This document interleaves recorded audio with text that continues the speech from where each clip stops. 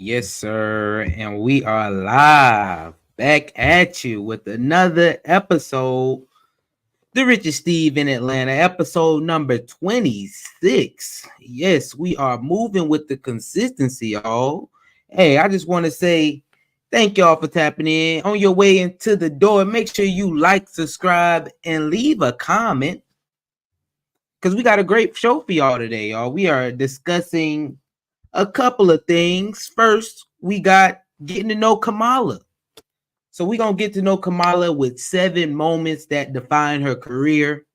Then we have why financial literacy sucks in the U.S. You feel me? It's some things behind it. We got to know why folks don't know no financial literacy out here. You feel me? And then we're going to end it off with 8 mistakes that you need to avoid. Specifically, when you're 18 through 25, but I'm only 26, so it applies to me as well. I feel those apply to me as well. So if you with me, make sure you like, subscribe, and leave a comment. Anyway, y'all, if you know, I've been Worldwide Steve for a little while. I've been in Sweden for 5 weeks. As y'all know, if you see this background, just know I've been in Sweden for the last 5 weeks. I'm finally moving on. But I'm not going back home, y'all. My European tour begins. I'm going to go stop in Italy for a little while. Then I'm going to stop in Greece as well. So that does not mean that the content's going to stop. We still going to find time to go live next week. Most likely it will be on Wednesday again. I'm going to try to keep a little something going, a little bit of a schedule. So y'all be on the lookout for that. Y'all catch me. I'll be in Greece by then. So y'all will catch me in Greece next week for the 27th episode. Anyway, let's go ahead and get on into this show. So make sure you like, subscribe, and leave a comment.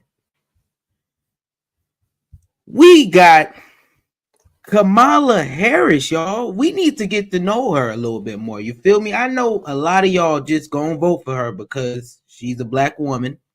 That's why y'all, or you don't want Trump to win, if nothing else matters. But I feel like it is important that we get to know who Kamala Harris is. So I found a video that has 7 moments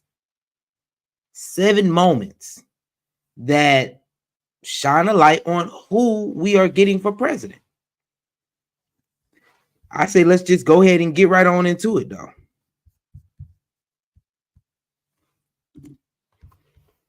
Let's get it.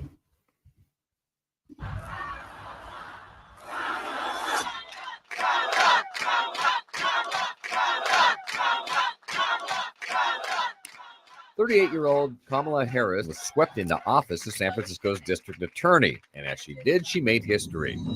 For too long, we've asked these very simplistic questions about criminal justice policy that offer only 2 choices. Either you're soft on crime or you're tough on crime.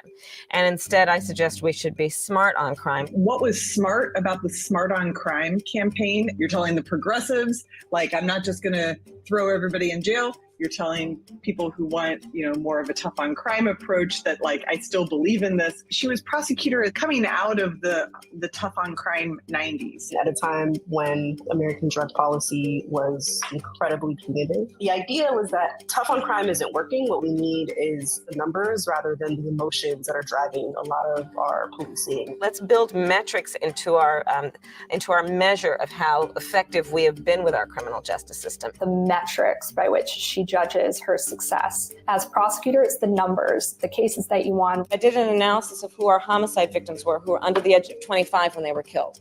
And I learned that 94% of them were high school dropouts. Perhaps untraditional for me to ask the question, but I did. She was raised primarily by a single immigrant mother who was a scientist. It's kind of like, what can you prove, not what do you feel? Nobody is looking to their DA for soaring speeches about the future of democracy. But I also think that women, in order to be taken seriously, particularly in politics, you do have to show that you have a command of the facts, the figures, the numbers, that you're not emotional. And so that aspect of national politics has not come very easily to her.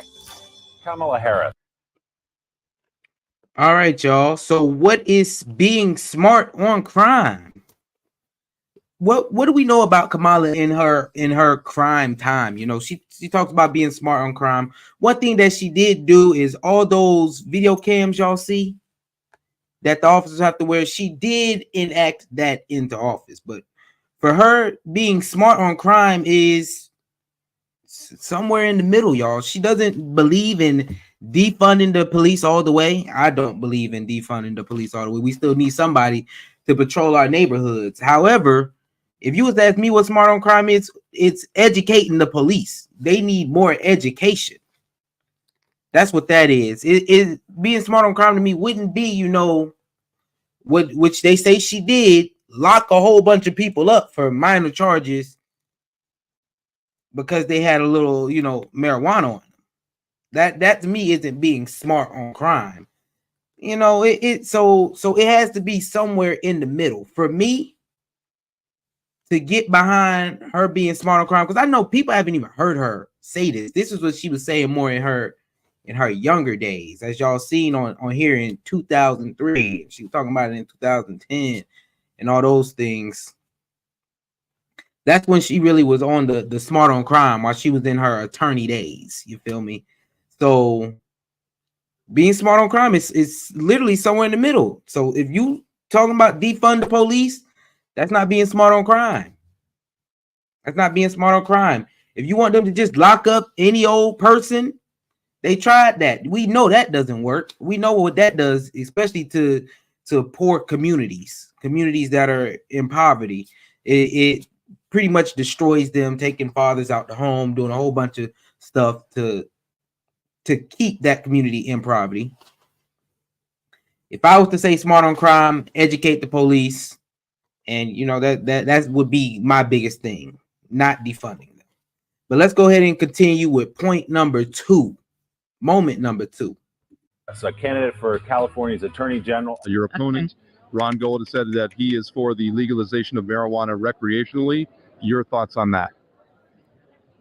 That he is entitled to his opinion. It was very difficult to pin her down about what she thought about things. Kamala Harris's stance on teacher tenure is not entirely clear. She would try to say, you know, I'm a prosecutor. I have to remain neutral about these things. I really shouldn't take a position. I have many clients in that matter, so I cannot talk with you about what we're doing in terms of the case. Very seldom is she like first on an issue, right? She kind of like checks out the temperature first, sees how others around her are kind of reacting, and then she jumps in. I want to be very well informed about exactly where it's going, what the potential of my opinion would be before I just express something off the cuff. She also enters public life at a time when you really didn't see any women of color in prominent positions in elected life. It was a different time in a largely white political system. She had those ambitions from, I think, a very young age to make it in politics, to be highly successful, to make, you know, lives better for people. But I think she also knew that as a woman of color in positions that had always been held by white people, she wasn't always going to be the one who was out on the front edge. She's not a trailblazer in a policy sense. All right, so number 2 is she's not a trailblazer when it comes to policies. Yeah, as you've seen, I can just hit on the marijuana part. She was kind of in the middle with that. Now, California, marijuana's recreational use. You know, you can use that all you want to. Another thing I know that just recently popped up with her was the whole no taxing tips. You know, Trump started that. She seen people was rolling with it. Now she rocking with it. I don't think, you know. Okay, let me rephrase that. Her not having any like political views as running for president, like what policies is she gonna run? To me, that's a problem. That is a problem. I would like to hear Kamala actually take a stance on a lot of these things and get away from her attorney time, where, you know, she might have had a client on this side, a client on that side. Now it's like, you know, you're running for the president. You're running to be president. So I want to know what policies you're actually going to push. And that's the biggest thing with Kamala that I'm personally waiting on, is to know what policies is she going to stick to. The being on a little bit on this side, a little bit on that side, that's not going to work anymore. You know, her waiting to see how people feel about it and if they really gonna rock with it. It's like you got 3 months to really let people know what you stand for, what you're going to stand for. You know, we can just say that she's going to stick to everything Biden does, but she's a totally different person than Biden. You know, she had, before she came into office, she had totally different views than Biden. Like, is she going to pursue universal health care like she raised her hand for one of the debates that she was in, or anything like that? Like, what political stance does she take on a lot of these issues? That way we can all be informed voters on who we're going to vote for when it comes to November 5th. Let's keep it rocking. California's Attorney General Kamala Harris announced that she will indeed run for the U.S. Senate. Our new U.S. Senator, Kamala Harris! Woo! Can you think of any laws that give government the power to make decisions about the male body? I'm happy to answer a more specific question. But That the government has the power to make a decision about a man's body? I thought you were asking about medical procedures No, that are unique to men. I'll repeat the question. Can you think of any laws that give the government the power to make decisions about the male body? I'm not thinking of any right now, Senator. Kamala Harris really thrives as a politician, and this makes sense in the context of her background when she is the one asking the questions. They have not asked me to open an investigation, but Perhaps they've suggested, I don't know. I wouldn't say suggest. hinted, I don't know. inferred. You don't know. Okay. In your March 24th summary, you wrote that, quote, after reviewing the special counsel's final report. But I will say that no one. Sir, I'm asking a question. What a lot of Americans saw was a senator who just seemed exciting, who seemed willing to hold these men accountable, not let them kind of worm their way out of the questions she was asking. That was really important for Kamala Harris when she served in the Judiciary Committee. She knew how to turn conversations into really serious examinations and cross-examinations of the folks who were brought before the committee, almost like a perfect recipe there for her to introduce a version of herself to folks who might not know her outside of California. I do want you to be honest. I'm not able to be rushed this fast. It makes me nervous. I think the fact that those clips went viral shows that there's an appetite, right? She is positioning herself as America's advocate. You had Joe. All right. Number 3, she's America's advocate. Will she be able to hold up, like, when she's faced with these moments? She's about to have to face some real tough world leaders coming up if she wins president pretty much right now. Putin, China, Israel, Iran, like they're all these places. It's wars going on right now. So she's going to have to be able to sit there and go toe to toe with these people. And if she's able to, you know, get her thoughts off, or even just, I guess, question people, like the lioness that she giving right here, because she definitely stalking them and attacking them. She getting at them. Like, you can tell they're vividly flustered. She's vividly getting under their skin, getting at them. So if she's able to be an advocate for America and really stick up for American values, stick up for Americans when it comes to NATO, you know, when it comes to especially this wartime situation that feels like it's coming up, then I will be happy.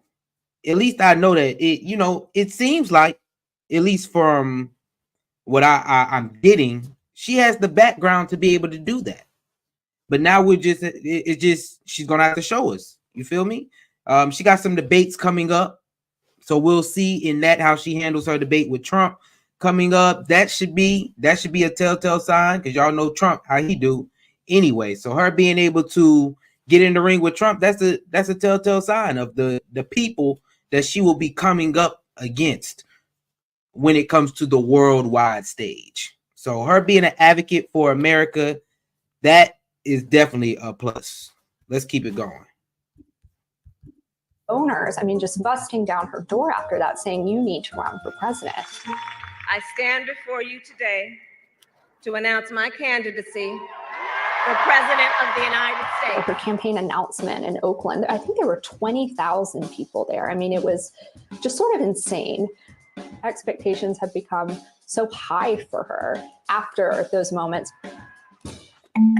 Senator Harris says she's proud of her record as a prosecutor and that she'll be a prosecutor president, but I'm deeply concerned about this record. The 2020 primary happened in a political moment where the energy on the left and among progressives was very strong. The 2020 campaign was when her background as a prosecutor was really a liability. She tried to reposition herself as a progressive prosecutor because that was sort of the hot fad, and it never quite fit. I am an advocate for what Thank we you, need Senator. to do to not Your only time is up. decriminalize, but legalize marijuana in the United States. I would never have described Kamala Harris as a progressive. She called herself the top cop in San Francisco, and then later when she was elected attorney general, like she used those language. You know, her career sort of predated this idea of what a progressive prosecutor is. She really had trouble packaging her background in law enforcement as palatable to the base. What you saw often was a candidate who just seemed to be trying to say what she thought would catch fire with the base at that point. Who here would abolish their private health insurance in favor of a government-run plan? All right. A lot of Democratic voters didn't feel they were engaging with a candidate who maybe actually believed that. And people walked away not entirely sure what she believed. She ran out of money and she struggled to break through. Although I am no longer running for president, I will do everything in my power to defeat Donald Trump and fight for the future of our country. Joe Biden is officially the Democratic Party nominee for president. And I commit that I will, in fact, pick a woman to be vice president. Post-summer 2020, we were in this George Floyd moment. Biden was talking about passing the torch eventually to a new generation of leaders. And the idea that he would be picking a Black woman, somebody who was younger than he was, suggested that he would be picking essentially an heir to the Democratic Party. I have no doubt that I picked the right person to join me as the next Vice President of the United States of America, and that's Senator Kamala Harris. And the road ahead will not be easy, but America is ready. And so are Joe and I. The first year and a half of her vice presidency, not great, to put it mildly. We've been to the border. We've been to the border. You haven't. Yeah, y'all, that last point, hey, they just, to me, highlighted even more of how she doesn't really stick to her policies, how she kind of flip-floppy a little bit. That just kind of showed it even more. Like I said before, the marijuana point, we seen at the beginning of the video how she felt about marijuana. She said that's his opinion, let him do what he wants to do. Now you get the point forward, she's all gun-ho for legalizing marijuana. On top of that, like they said, progressive attorney, yeah, she was not no progressive attorney like that. You know, to me, a progressive attorney would be a little bit more on the defund part of the police, but she was definitely, she could say she was smart on crime, you know, but she leaned towards the tough on crime for sure. And we know that. Then they showed how she did in the presidential debate. We know nobody was rocking with Kamala during that time. Nobody thought that she would be president at all. And she really dropped out pretty early in that race because of that. Like they said, a lot of the things she was saying, just it didn't add up. It doesn't add up because when you were attorney in your earlier stages, you said this, you did that, and this, and now it's like, okay, you done flipped it all because it's the cool thing to say.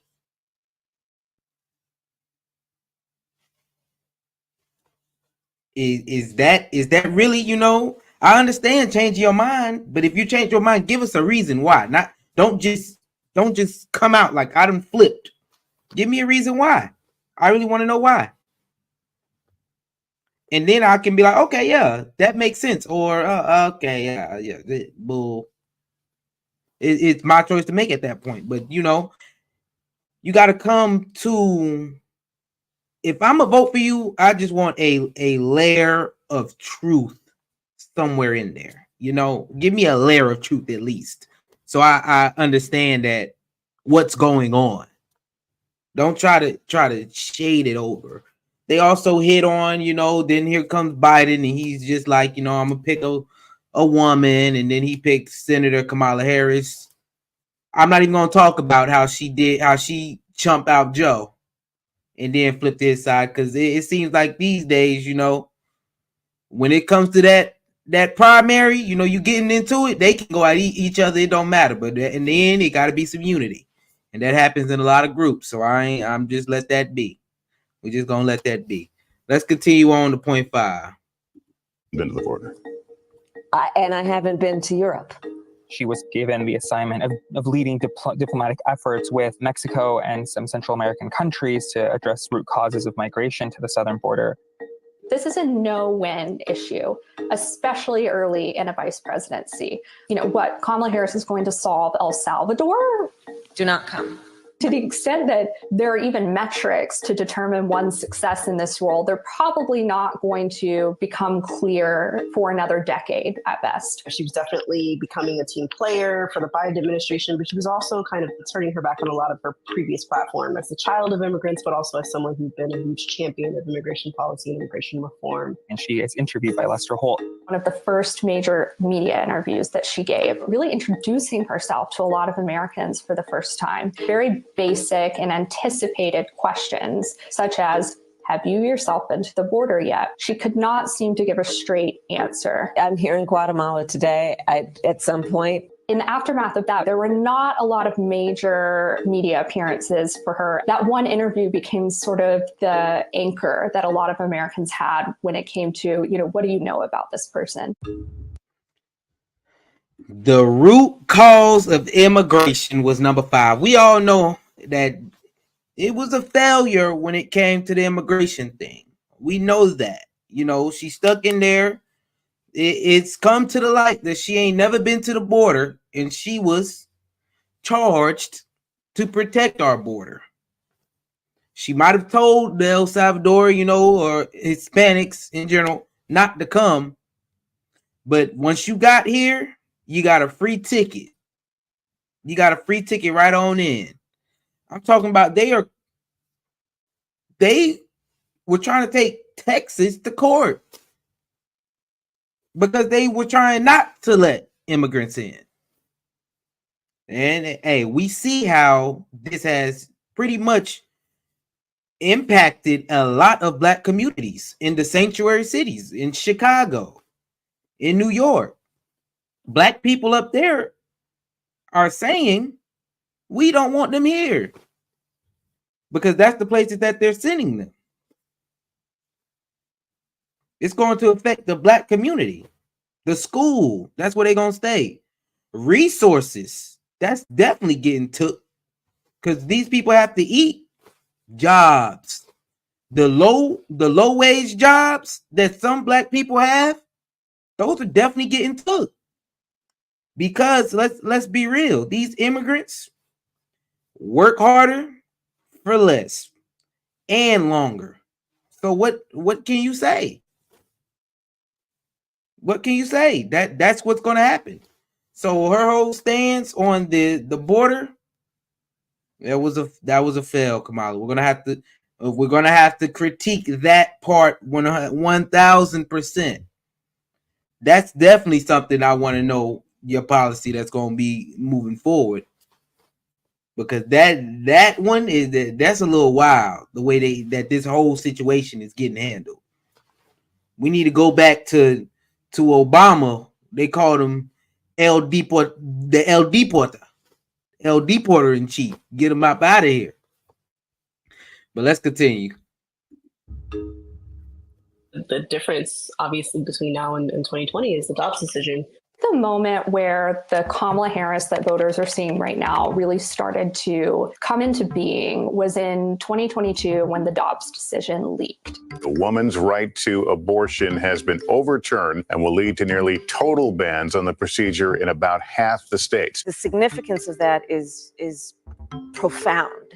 in terms of what it means for the rights of individuals, and in particular for the right of an individual to make decisions about their own body and not have their government tell them what to do. Through my reporting, what I found was that she was virtually the only major official in Washington who understood the salience of that issue. Suddenly, she sees for herself a role in this administration, being the spokesperson for the Biden White House on the issue of abortion. It's something that is very sincere to her beliefs. This is about people having the freedom to make the decision that is in their own best interest. I think that was hugely essential for her growth as a politician and just trusting her own instincts. In America, freedom is not to be given. It is ours by right. Now we're seeing her in more comfortable settings, especially in the last year, college tours, small businesses, talking about economic opportunity and loan cancellation, climate, and it's those kinds of forums where she really does shine.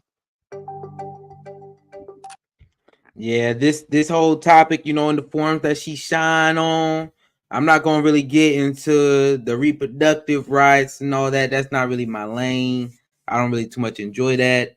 But the student loans, y'all know how I feel about the student loans. I don't come talk to me about no student loans. I don't want to hear nothing about no forgiveness. None of that. I don't want none of that. It's already done with by now. So we're gonna just continue on and move on with this point, because a lot of the points that she flourishes on, you know, when she goes to talk to the colleges and all that stuff, they are behind me. I just don't want to talk about them. So we just gonna continue rolling and get to our last moment with Kamala. We are not going back. Lord. The speech that she gave in Wisconsin was really interesting, where she almost stumbles into a new rallying cry for the campaign. The folks who were in that high school auditorium latched on to that line and started chanting it back to her.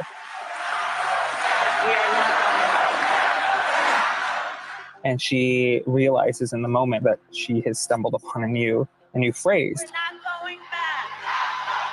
It is specific enough to resonate with people. It's general enough to not necessarily have to define it too carefully. That kind of describes not just her campaign, not just this moment, but can describe a little bit of just how spoiled and rotten the vibes were in the country before Biden dropped out, because it's an opportunity for a lot of folks to be re-inspired and reawakened. The word authenticity is often so fraught with racial and sexist undertones, but you look at the rallies, the talks that she's doing right now, this is a person who's having fun. The most important thing I love you back.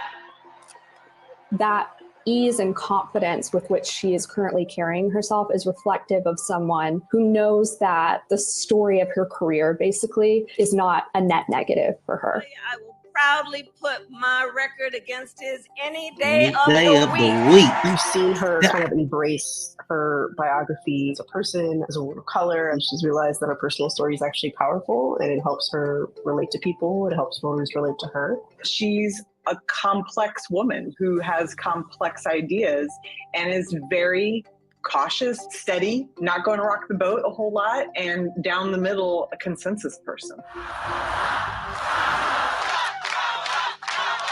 I'll tell you, on the subject of my mother, and I keep saying this, but it's true, you know, she said, just since we were young, you know, you may be the first to do many things, but make sure you're not the last.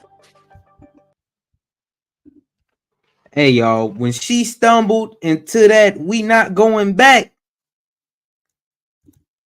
I said, Lord, she done got us something here. Because I know she was going to run with it. I knew she was going to run with it. I said, oh, she got something right there. We not going back. Because that means a lot to a lot of people. You know, it means a lot to a lot of different identities, you know, a lot of different groups of how they feel if Trump was to be elected. They feel like all that stuff's going to get taken away from them. Do I personally think a lot of stuff's going to get taken? Nah, probably not. You know, especially depending on who makes the rules, guys, you know. So I'm not too worried about not going back, you know, too much.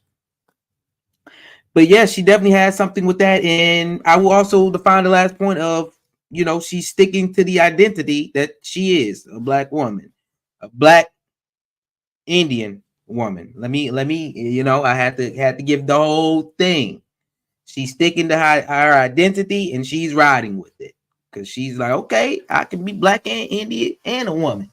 I'm gonna ride with that. We ain't going back. And all them groups, you know, they think about it. Yeah, we ain't going back.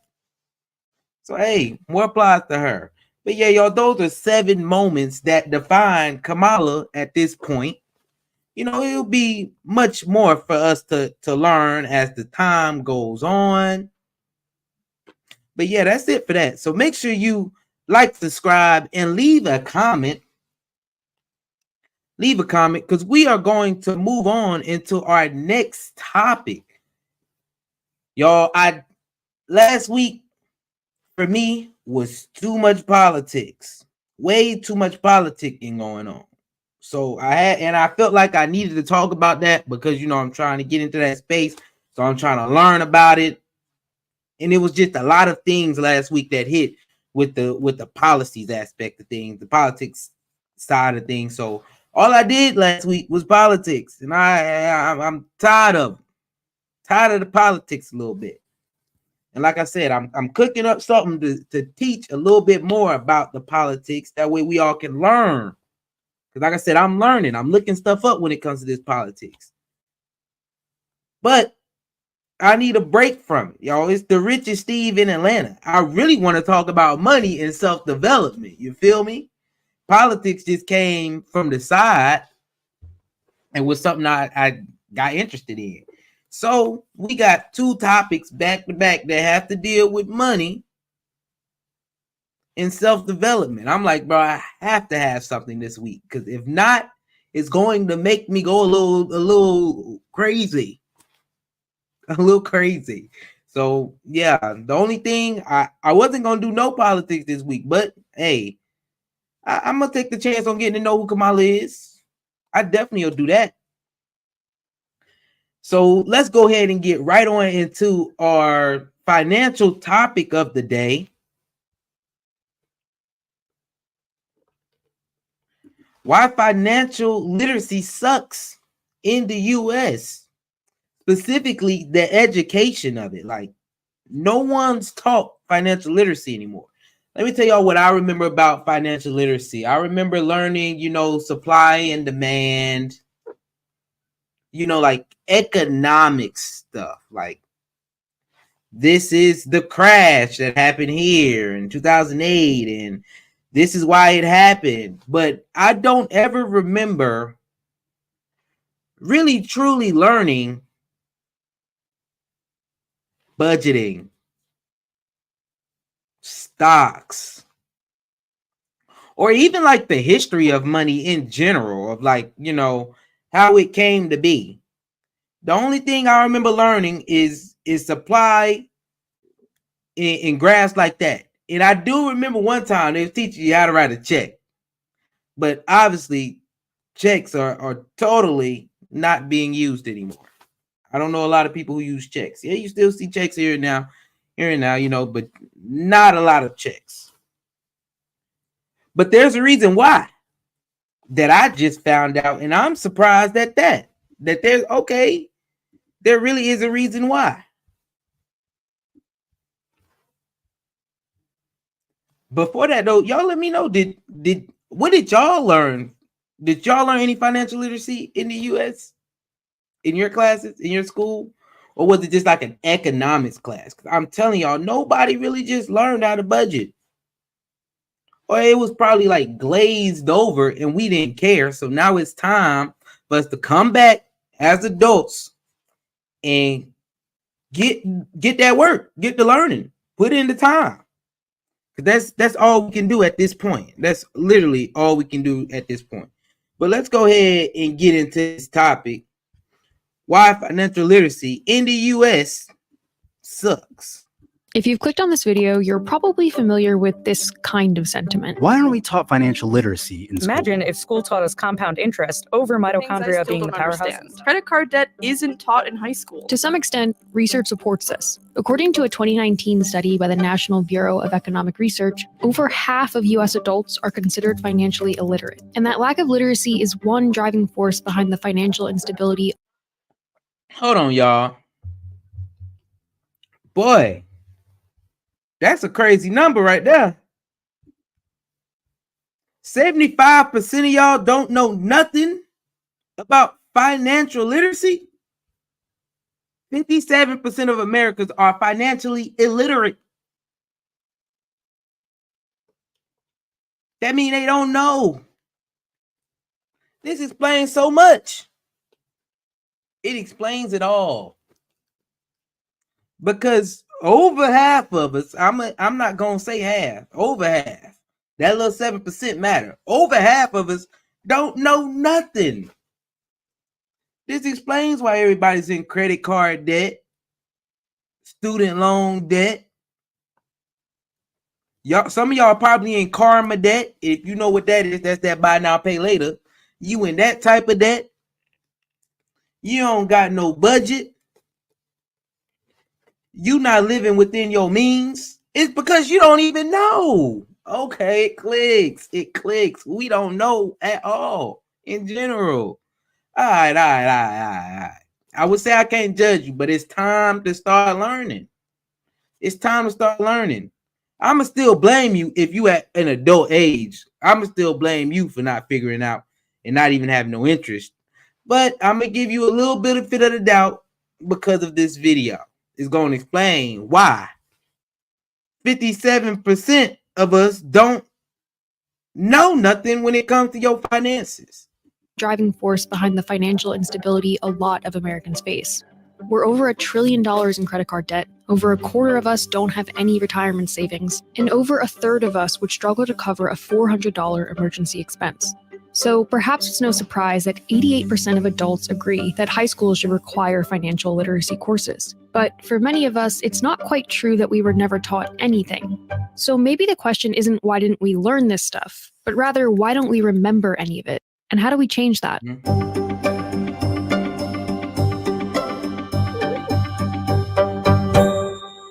There's actually a pretty straightforward way to determine if you're financially literate. A simple set of questions known as the Big Three. One about interest rates, one about inflation, and one about risk diversification. Hold on. All right. I'll admit I ain't took this test. I ain't take this test. So let's see. Let's see the first one. Interest rate. Suppose you have $100 in a savings account and the interest rate was 2% per year. After 5 years, how much would you have in that account if you left the money to grow? More than 102, exactly 102, less than 102, don't know, refuse to answer. 2% of that would be $2. But for the next year, it's 2% of 102, which means it's more than 102. Because after that, it's 2% of the 102 plus the 2% from the year before. Yeah, so we're going to go with A on the first one, y'all. A on the first one. Is that cool? A on the first one. Understanding inflation. Imagine the interest rate on your savings account was 1% per year and inflation was 2% per year.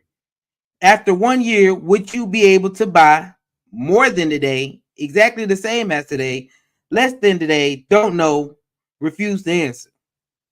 Well, if your savings account only gaining 1% and inflation is 2%, that means you at a negative. You're not beating inflation.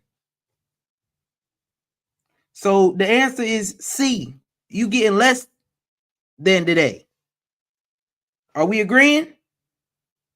It can't be the same, and it's definitely not more. Your money definitely didn't grow that much, especially with inflation knocking you across the head at 2%, and you only got 1. All right, understanding risk diversification. Let's see. Do you think that the following statement is true or false? Buying a single company stock usually provides a safer return than a stock mutual fund. Y'all, this is risk diversification. That means that you want to have your hands in multiple baskets. Have your hand in multiple baskets. So which one is safer? Having your hand in one or having your hand in a couple? I would think having your hand in a couple is a little bit more, balanced than this one that can do all this. So let me read that statement again so I can answer the true or false. Do you think that the following statement is true or false? Buying a single company stock usually provides a safer return than a stock mutual fund. Safer return? No, it's definitely more risky to have one. So that one has to be false. Let's see. Let's see the answers. Let's pause here to see how you do.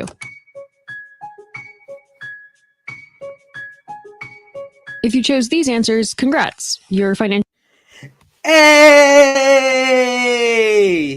Y'all can't tell me nothing. I aced that test. Come on now. Financial literacy on 100. Financial literacy on 100. Don't tell me I ain't learning nothing. Don't tell me I ain't out here learning nothing, y'all.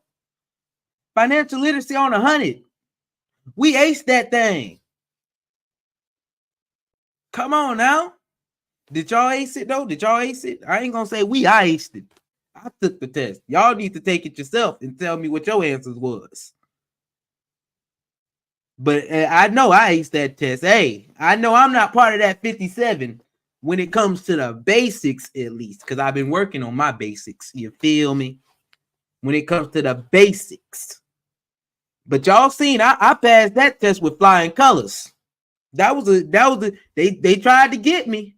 They tried to get me, but I couldn't get got. And I passed that test with flying colors. Let's continue. Financially literate.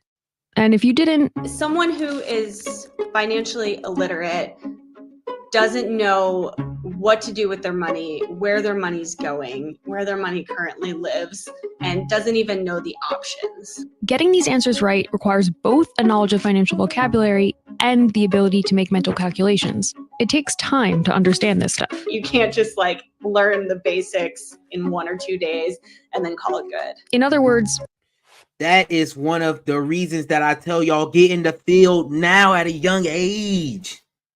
I figured out that statement that they just said probably last year at this time when I was jumping up and down happy that Biden was going to cancel student loans, and he didn't do it. And I had to sit down with myself and say, man, this game is a game of time. You have to learn this game. It is a game of time. You're going to figure it out in time. Just stick with it and you will learn this stuff and you will get through it. And now I only got 1 more month of paying on my student loans. And them things gonna be up out of here. And when them things up out of here, y'all know y'all gonna hear my mouth. Y'all know y'all gonna hear my mouth. I'm gonna keep saying it because it's a time thing, y'all. It's a time thing. It takes time to learn these things, and I put in the time to learn that. I put in the time to see that. Okay, it does take time, but it's doable because I did it. Because I'm living through it. You just got to follow the basics, man. Follow the basics. But you got to learn them first. Financial literacy is a lot like, literacy. You can't just sit through one class on the alphabet and then expect to be able to pick up War and Peace. And you can't sit through one lesson on money management and expect to know exactly how to handle your own finances. The problem is, that's exactly how a lot of us were taught about these concepts. Since 1998, the Independent Council for Economic Education has been tracking legislative requirements at the state level for high school financial classes. And their data shows that back then, at least 21 states offered some form of financial education. And by 2011, nearly every state did. It's hard to tell how many of us actually took those classes, given that a lot of them weren't mandatory. But somewhere between learning about the Boston Tea Party for the 10th time and that one day spent on World War I, your history teacher might have taken a crack at teaching you about credit card debt. But in the not-so-distant past, U.S. schools actually taught financial education pretty differently. We'll hear more about that after a word from this video's sponsor. This episode is... Ain't no way. It was different than what I learned. I wonder, was it really different from the way I learned it? Because like I said, we ain't get nothing. We ain't get nothing for real. At least I feel we ain't get nothing for real. I feel like we just, this is how you sign a check. That's the biggest thing I remember, y'all, is learning how to sign a check. And then the little graphs on Supply and demand. So they not lying, you know. Even if we did sit in that class and they taught me something, I probably didn't care to learn a little bit. I didn't care to learn a little bit, but you know, it didn't hold up. It didn't hold up at all. So yeah, it had to be something. If they say something changed, let's continue this video. Let's do that. Now back to the video. We don't have great records of education standards from before the 80s when the Department of Education was formed, but based on old teaching materials, it seems that up until the 50s or 60s, money management was a fixture in the public school curriculum. Often as part of home economics class. Alongside, sewing and baking, students were learning how to budget for better living, use consumer credit, and save for their weddings. Ain't no way. Ain't no way. They was teaching people how to budget, how to use debt, probably stay out of debt and do all that, and how to save for their weddings. Ain't no way. Ain't no way. I don't believe it. Especially since these days, for a wedding, people are, you going into debt for a wedding just about these days. That's how people riding. That's what people, they rocking with it. They'll go in debt about that wedding. In the old days, they used to tell them, save up for your wedding. Y'all believe this? I don't think that will hold up these days. Y'all know don't nobody want to save up for their wedding. They're going to spend that $70,000 all on a credit card and be paying it off until they divorced. I'm not wishing it on you. But hey, that's just how it is. That's just how it's been looking like. You feel me? They pay on that wedding debt until they divorce. And then somebody got to pick up that debt. So it still got to get paid. But the things they was teaching back in the day, it sounds crazy to me. I don't remember learning none of that. Were also standalone consumer education classes, which seemed to be less gendered. But that started to shift thanks to the space race. Worried that American students weren't measuring up to students in the USSR, in 1958, President Eisenhower signed the National Defense Education Act, which placed an importance on math, science, and foreign languages. And years later, the U.S. Department of Education published a landmark report that partially blamed the country's decline in educational performance on schools spending their time training their students for adulthood. That same document doubled down on Eisenhower's math and science-based educational goals, proposing new basics for nationwide curriculums. Since then, a steady march of legislation has made curriculums more and more focused on standardized testing, leaving even less room for life skills like financial education. But this is a shame. I seen that No Child Left Behind. They need to bring that back. Little Johnny can't read after the pandemic. He needs to stay back. I'm sorry, not sorry. Little Johnny needs to stay back. Little Johnny and Little Jimmy need to stay back if they can't read. This is the best. You stop teaching us how to actually be adults, because that's the stuff that and gave us stuff that don't matter to a lot of people. Okay, it doesn't matter to a lot of people. That just is what it is. A lot of people don't care about that stuff.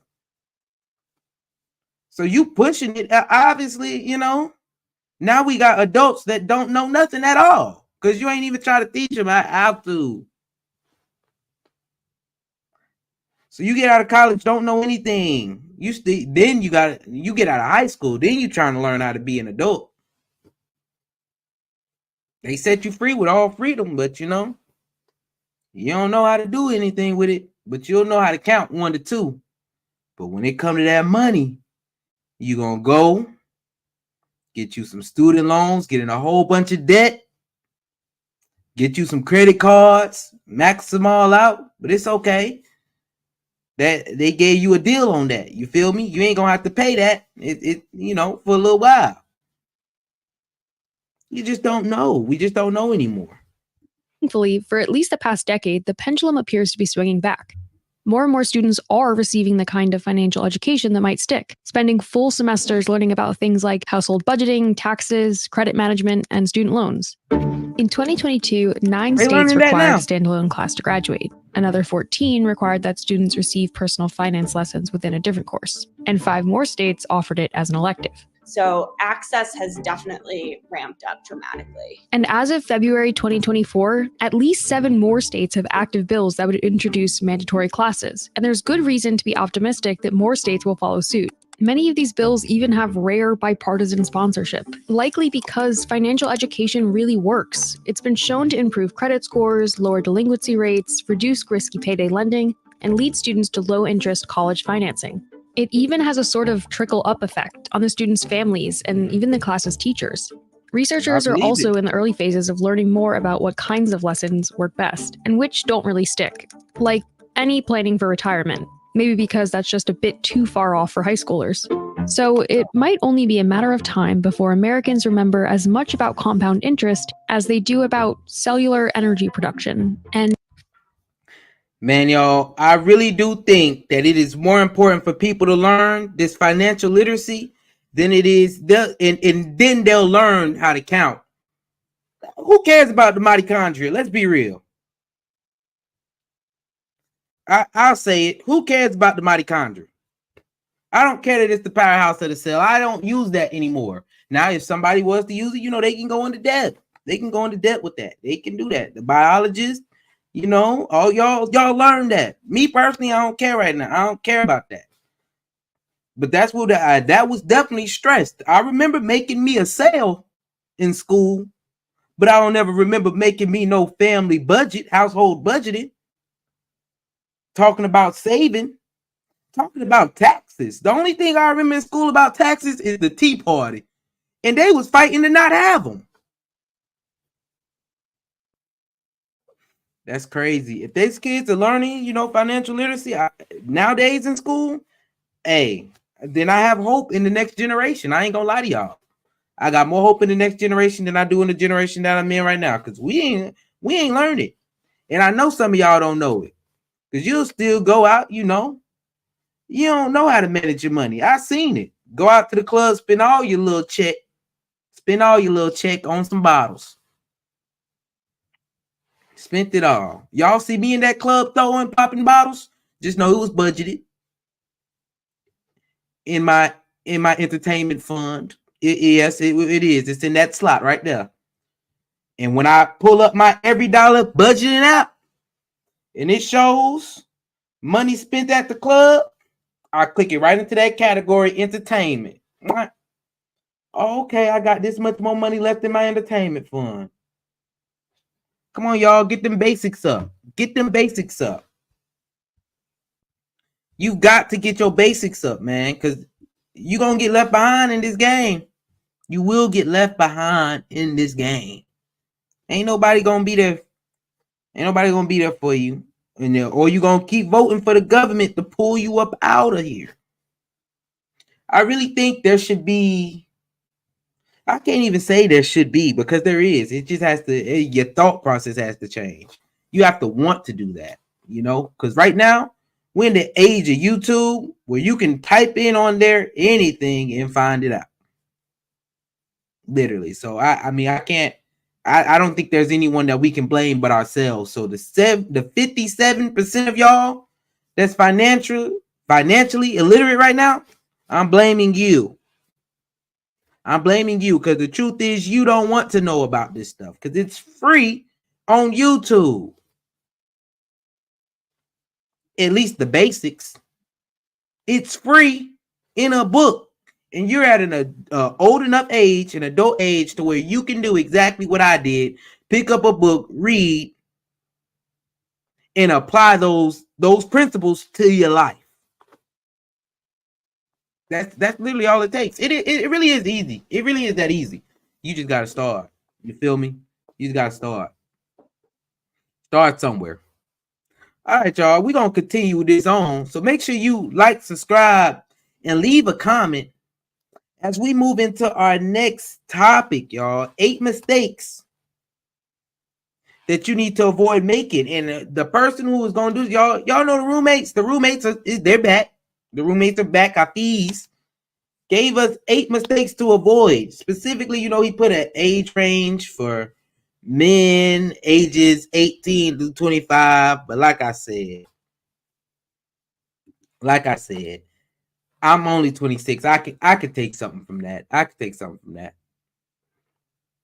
So it's cool. We can take something from this. I'm sure he'll have some good points. And there's 8 of them. Something we can rock with. But this is the self-development portion. It'll have a little bit of money stuff, because it's some 8 mistakes that you'll make with that money for sure. But self-development wise too, it's some things that we can gain from this. With that, let's go ahead and get into our next topic.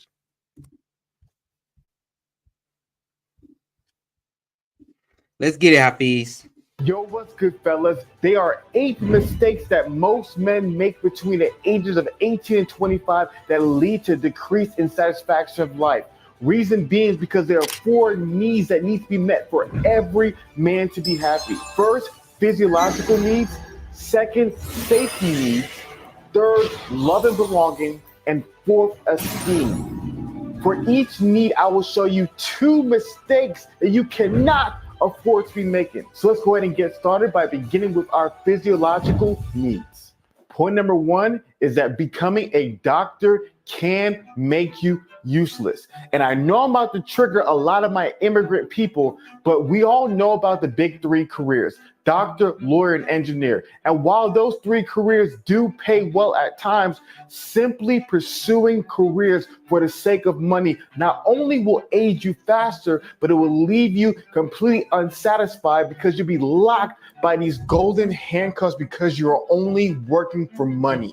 A study of over 78,000 Japanese residents over the age of 65 found that people who only work for money and not in pursuit of the ikigai were 31% likely to struggle with everyday tasks like getting up, dressing up, and being motivated for life. So in order to decrease how fast you age and find your purpose, all you gentlemen have to do is follow these 4 important steps. Step number 1, identify what you love. Step number 2, determine what you're good at. Step number 3, find what you can be paid for. And step number 4, consider what the world needs. By following these 4 steps in pursuit of your career, you not only will age slower and live longer, but you also live a purpose-driven life and be satisfied regardless of what space and career you pursue. Number 2, your y'all, I ain't gonna lie to you. This is a tough one to rock with, Hafiz. That's a tough one to rock with, man. It's a lot of things out there. I know as a man, you want to pursue your dreams, but you do got to get to that money. I will say I didn't enjoy the process of becoming an engineer too much, but I love what I do at this. I do love what I do. So I don't know how I can really fit into talking about this, because when I went into engineering, I literally went into engineering because I knew it was, it was about that money. My original plan in high school was, okay, I'm gonna do architect. I want to be an architect. I kind of found out about that whole process, and that I said, heck no, I don't want to do that. I don't want to do that. That ain't it. So I moved over.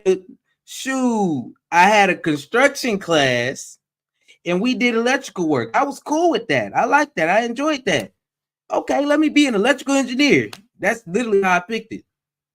Yeah, I want to be an electrical engineer. So I picked electrical engineer. Did I enjoy the classes? No. I don't think I was too happy taking a lot of them classes. But in the end, I went through a period of doing things that I probably didn't enjoy all the way too much. So I get to a point where I'm happy. I don't too much, believe in the whole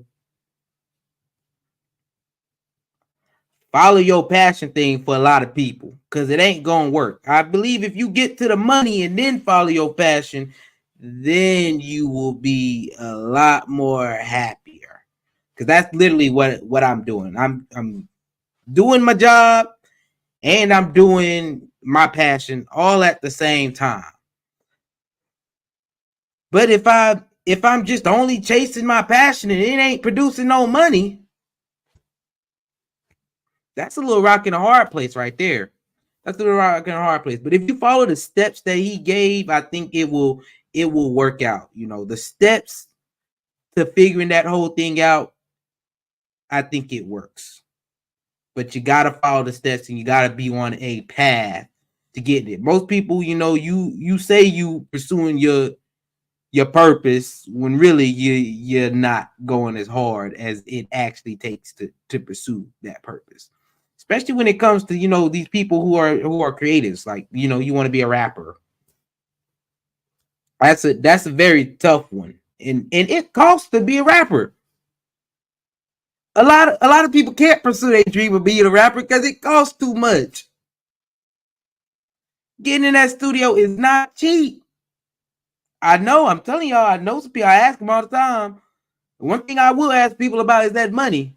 Yo, how much you pay for that studio session? Yeah. I see why you don't put out music like I would think like somebody would be putting out music. Because that stuff costs. So, you know, I'm one to believe in, you know, get to that bag, chase your passion after.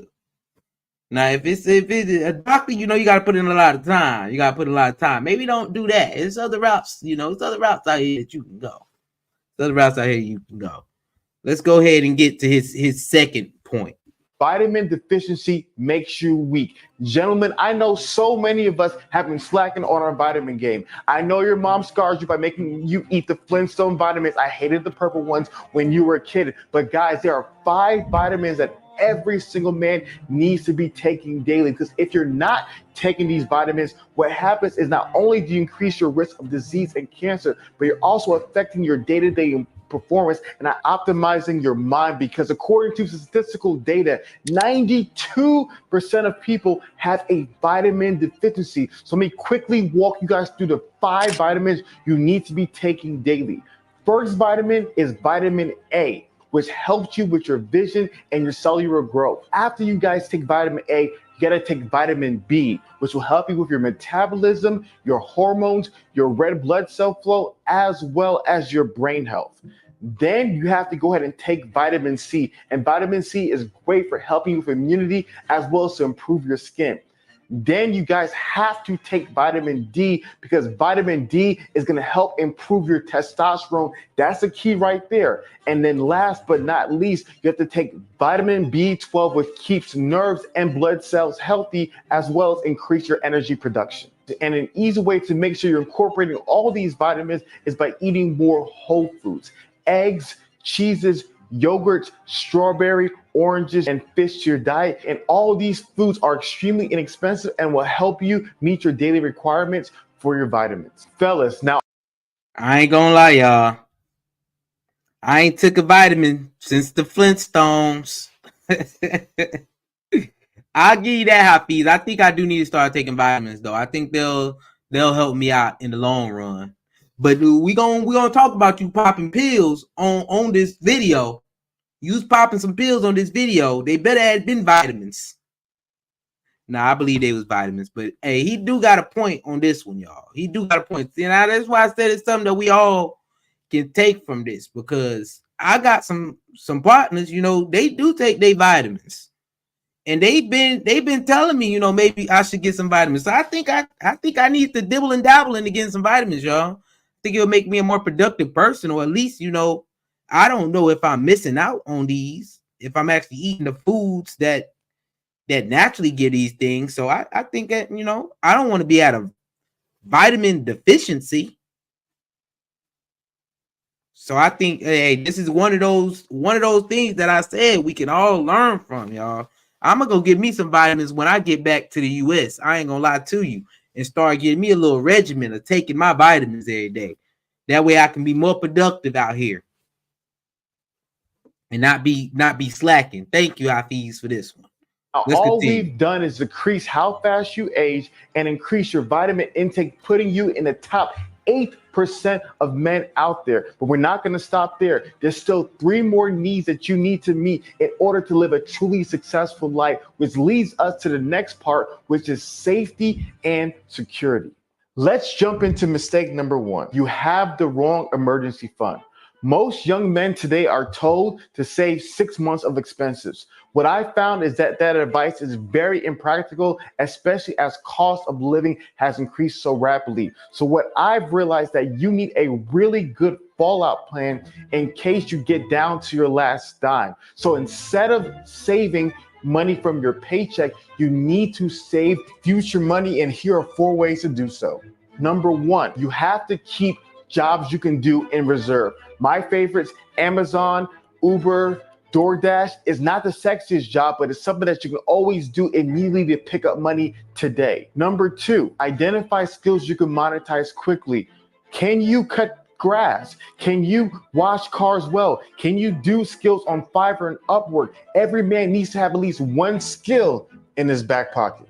Number 3, consider moving back in with your parents. Gentlemen, I had to do this multiple times in my life. It's not the sexiest thing, but you have to humble yourself and realize by cutting down on those expenses, there may be a season when it's okay in order to get your money back up. And number 4, cut down with your style. Too many of you guys waste money, you know who you are, buying clothes to keep up with the Joneses. 7 outfits max, and use the rest of that money to be able to put back into yourself. Mistake number.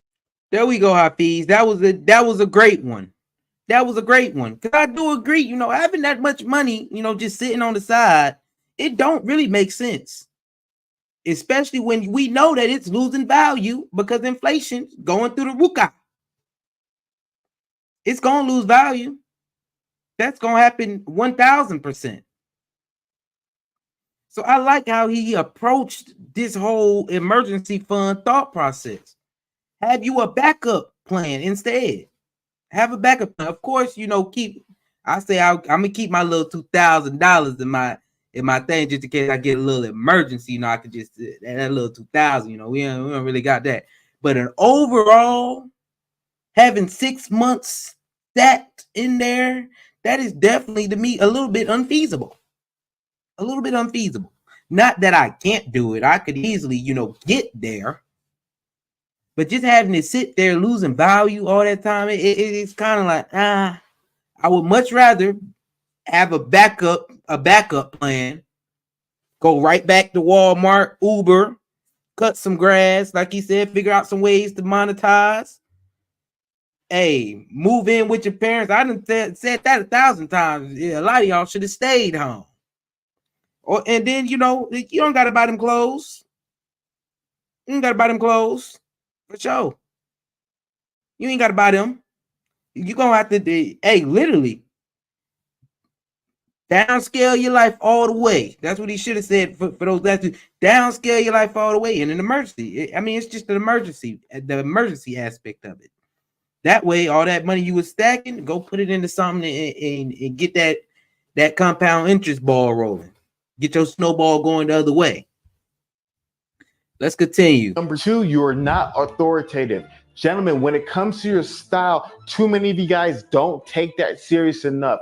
What I found is that you want to dress the way you want people to treat and receive you. So it's very important that your style needs to communicate an authority figure as well as somebody who's approachable. You don't want people thinking that you're timid and weak. So my go-tos are stick to what the Secret Service and bouncers at nightclubs wear, and let me tell you how. 1, you want to wear outfits that are in dark or neutral colors like charcoal, navy, or black. Number 2, opt to wear black leather dress shoes or black boots instead of wearing sneakers. Number 3, if you have to wear a belt, wear a black leather belt without a silver buckle to add a touch of professionalism. And last but not least, number 4, shave and edge your beard to follow your jawline. Gentlemen, if you do these simple steps today, it will help you not only become more approachable, but be that authority figure who gets that respect and security that you desire. Now that you I feel this one too, Hafiz. I'm telling you, I got a good story now. I changed my swag up, y'all. I started wearing my pea steppers with my chinos, with the belt on, and I tuck in my shirt, all that. Get your little jacket, set it off. But my folks, they literally made a bet. We all on vacation. How much you bet Steve gonna come out with his shirt tucked? And I walked out when they said it. I said, yeah, I got my shirt tucked. Y'all already know what's up. They said, I won that bet. I said, yeah, you won that bet. Y'all already know. Y'all already know. I had that shirt tucked in on 1,000%, y'all. They already knew what was up. My friends talking about some, man, you ain't on no sneakers. Nah, where my P steppers at? I'm about to have my P steppers on. That's how I know, bro. I'm telling y'all, it's a whole different vibe. They give out a whole different vibe. I'm telling you, you walk in there all clean. Everybody else got, they got on their streetwear. I'm gonna be clean with it. The belt, the P steppers, chino pants, a nice collared shirt tucked in or something. You feel me? With a nice jacket. Oh. I'm telling y'all, that right there, that's Steve right there. That's Steve right there. I'm feeling that, Hafiz. I'm feeling that. Successfully met your physiological needs as well as your safety and security needs, there are two more needs that need to be met in order to optimize your life, which leads to our next one, which is love and belonging. All right, let's go ahead and kick it off with mistake number one. You are chasing the wrong women. Guys, studies show that the average man today spends 25 minutes a day watching pornographic material. Yeah. I don't know what country they did those studies in, because I believe those numbers are way higher. And research shows that 44% of men between the ages of 18 and 25 watch explicit content this month. Like I said, I believe that number is also higher. With that being said, you guys are focusing in on the wrong women, and you need to be focusing on the right woman. So here's a quick checklist to ensure that whatever woman you're associating with is the right woman to bring into your life. Number one, she wants the same things out of life as you. Gentlemen, I cannot emphasize how freaking important that is. Number two, she shows enthusiasm for your dreams and your goals. There's nothing worse than a dream killer. Run if you see one of those. Number three, she shares her achievements with you. Guys, you want a girl who wants to celebrate her success in life with you. Number four, she batters her eyelids at you. Guys, that's so important because know what it shows? She's actually into you and attracted to you. So many of you guys waste your time with girls who are not attracted to you. Number five, she makes that Marilyn Monroe face. Guys, you know what that, you guys know what that face is. And number six, she brings you peace. Gentlemen, I need you to take that phrase, she brings me peace, put it on your wall, look at it every day, because that is everything. And by following these 6 items on the check, I'm going to pause that 6 right there and we're going to get to them. She wants the same things out of life as you. Very important. You want to make sure that you got somebody who's willing to go down the same path as you. They willing to follow you, on the path that you're trying to go. If she does not want the same things out of life as you, it's not going to work. She shows enthusiasm for your dreams and your goals. She supports you, y'all. That's what you need somebody who supports you. That's a big thing. If she's not supporting you, then gots to go. She shares her achievements with you. She wants to celebrate with you, y'all. That's it. Come on now. That's a given. She bats her eyelids at you. And then she make that Marilyn Monroe face. Those are the same things to me. That she actually wants you. It's something when a guy has to learn that if she don't want you, she don't want you. Move on to the next, bro. Move on to the next. I used to, I'm telling y'all straight up, when it comes to them females, if she don't want me, your friend want me. So I'm going to go and try to talk to your friend instead. Forget you, you don't want me. Just move on. You feel me? We ain't wasting time no more. We done lived through that. Wasting our time with females that don't want you. Come on, move on. And then she brings you peace. Lord knows, please bring me peace. Please. Because if not, you annoying the hell out of me. I'm annoyed. And I can't get no relaxation. Please, leave me be. Let me get some peace. Great list. Only putting women like that in your life, I guarantee you about the 10x your success, well-being, and sense of belonging.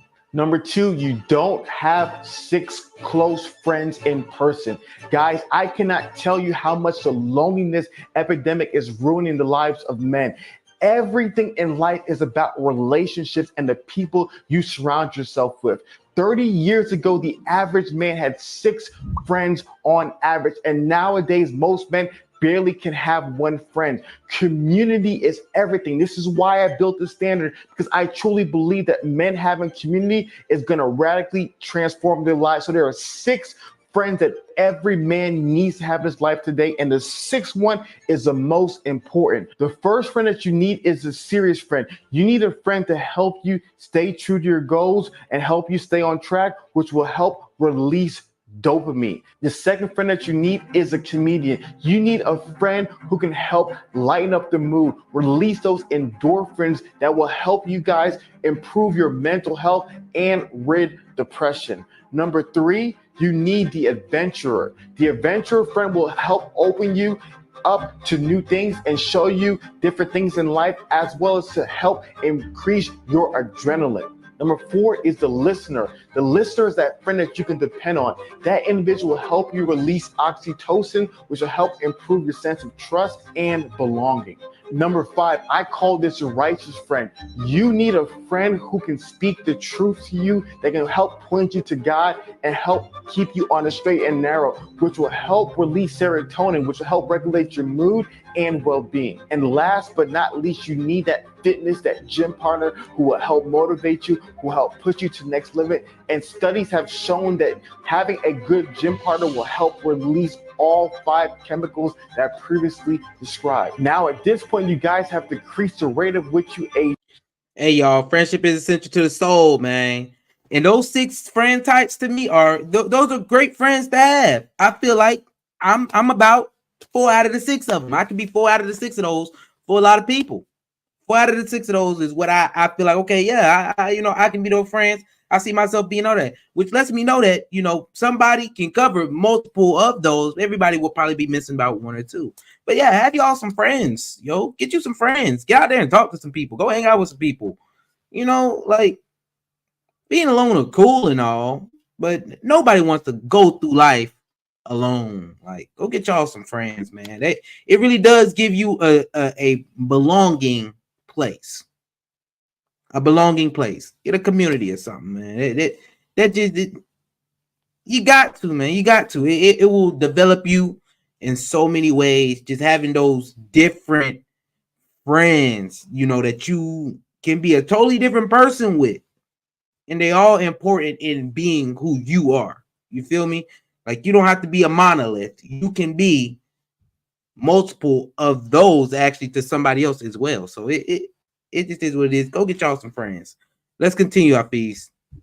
Increase your vitamin intake, created a plan for an emergency fund, help you develop a sense of authority and approachability in your style, found out how to select the right women, and realize the 6 types of friends that you need to make. But there is one last thing that you need to do in order to become part of the 1% of self-actualized men, which leads us to our final need, which is esteem. Mistake number 1, avoid survivorship bias. Gentlemen, survivorship bias occurs when you only pay attention to the top 1% of men who are extremely successful, and then you look at your own life and think that you're a failure. You see, social media is so good at it. It makes it seem that everyone's making millions on crypto and internet marketing, which is not the case. A study from the University of Purdue literally said that you need $95,000 a year for a content lifestyle and $60,000 to $75,000 for an emotional, healthy life. That's not the 6 figures people are telling you online. So what this means is you don't have to beat yourself up because you're not one of these 1% men who are doing so well financially on Instagram, because comparison is a thief of joy and it's only leading to depression and misery. Last but definitely not. Yeah, comparison is definitely the thief of joy, y'all. Stay off social media. Social media is so fake. I know because I'm on social media and I create social media content. That's how I know it's fake. That's how I know that it's all a story played out. It's all a director is in place showing you exactly what you want to be seen. You watch a video, you don't know that they done walked 10 miles to see this beautiful sculpture or whatever, you just think they living the life. Well, I'll say, let me put it for me. You think I'm traveling the world. He got all the money in the world. I'm working. I'm working. It just gives me the opportunity to do these things. You feel me? I'm working 12-hour days. And then on the weekend, if I'm not too tired, then I can go do something. But I record, and that's what you see. It's fake. The whole stuff that y'all see, it's totally fake. There is things behind the scene that come with all of this. Comes with it all. So yeah, stop comparing, y'all. Stop comparing and go grind for yourself. Do that. Go grind for yourself. Not least, the second mistake is an overemphasis of material success. Gentlemen, Finland is ranked the happiest country in the world 7 times in a row. And the reason that people in Finland are so happy because they don't focus simply in on the stuff that we're so consumed with in America. They believe that passion is a luxury, and they focus in on the simple everyday life and everyday things that they get to enjoy instead of what they don't have. So what this means to you is that you need to prioritize events and material objects that actually make you happy. Like, for example, enjoying music or playing a musical instrument, having plants at your house, going to concerts and great events with friends, or heck, just being grateful that you have high quality everyday objects like your clothes, your shoes, or heck, even your phone case, as basic as that sounds. And now, if you do all 4 things that I've mentioned in this video, gentlemen, you reach the top of Maslow's hierarchy of needs and be part of the top 1% of men living a satisfied life. So now go out into the Hey, Hafiz, we definitely appreciate you for that, man. We appreciate you for that, for sure. I know I appreciate you for that. I will say, being materialistic, it ain't the best. It ain't the best, because you look at it another time and you'll be like, man, I got this for no reason but just to impress people. I got this. Go for the experience over everything, 1000% every time. Go get your experience. That's 10 times more. Like he said, just being grateful for the things you have. Because when you look around this world, it's a lot of people that actually do have less than you have. And once you're happy with what you have, then you will start to just notice more. Oh, snap, I got this too. But it has to start with you being happy with what you have. Like I said, I'm all for the experience of just hanging out with the guys. We ain't got to go out to the club every weekend to try to impress a whole bunch of people. I'm cool with it, just staying at the crib, enjoying my friends. We sitting there, we playing Monopoly. The experience playing Monopoly, bro. I'm happy with that experience. I'm happy with the things that I do. In general, I'm happy with the things that I do. And y'all got to be the same way, man. Thank you, Hafiz, for that, man. And with that, make sure that y'all like, subscribe, and leave a comment. We're at the end of the show. And I say, this is number 26 had some hitters in there. We got to know Kamala in 7 of her moments. We got to learn why financial literacy education is not taught in the U.S. And then, they say it's being taught some more. And then Hafiz gave us 8 mistakes that men should not be making to help us out. Like I said, I was so happy today that I got to talk more about money and self-development, because that's actually where I'm flourishing in, y'all. I'm just learning the politics. I do the politics so that I can learn it. But I'm actually living in that financial literacy and that self-development. I'm implementing those things 1,000% in my life at this point. That's what I'm working on, is implementing those things in my life. Having that budget, like they said. And hey, I'm gonna say this too, to the 57% of y'all grown adults with 0 financial literacy, to the 57% of y'all grown adults who are financially illiterate, do better. It is free out here. It's free. Stop Stop making excuses.